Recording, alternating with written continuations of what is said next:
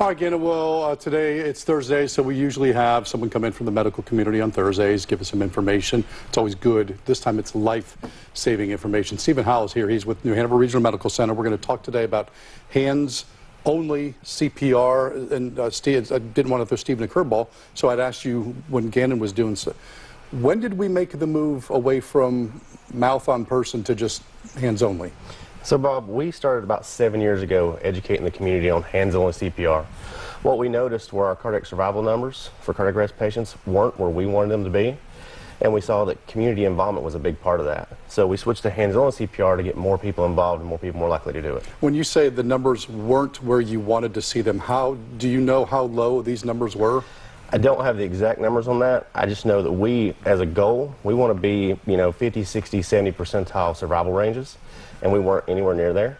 So we wanted to increase that opportunity, and by doing that with the community, we've seen it increase every year and get higher and higher. So the fear, again, people are just afraid to get that mouth-to-mouth contact with people. So now that we know we can do hands-only, survival rates, did you see them go up, and do they continue to go up? Oh yeah, they've continued to go up. My predecessor really started this and really jumped on board, and he was very passionate about it, and we've continued that same passion. And what we notice is there's a direct correlation between bystanders doing CPR and survival. So the bystanders at first chain in cardiac arrest survival, and they really do make a big difference.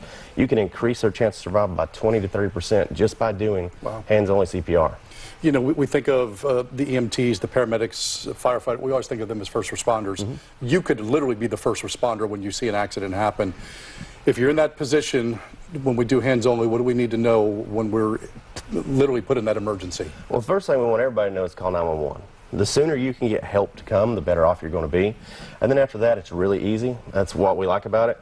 You take your hand, you put it in the center of the chest, you put your other hand on top of it, and you're just going to push down hard, about 2 inches on adults, and fast. So row your boat, or Staying Alive, or the Star Wars Imperial March will get you the right rate, the right rhythm, and you just keep doing that until someone comes up and relieves you. You don't have to worry about the breaths.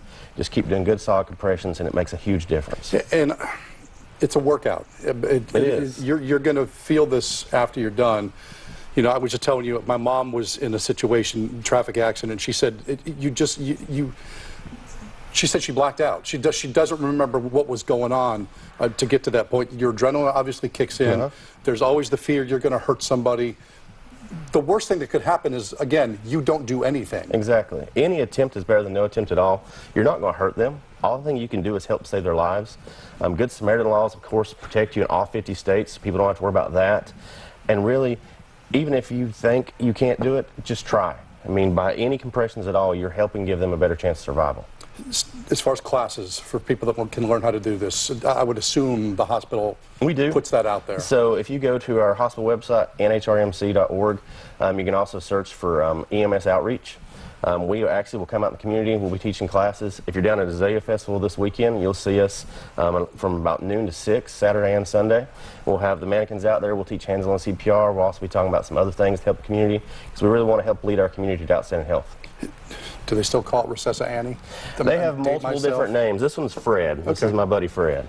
It's, again, the lifelike qualities. I remember getting older. When you do this on one of these, it really does give you that experience of what you're going through. Can save someone's life. Stephen, thank you again. Thank you so much. We're going to come back with more after this.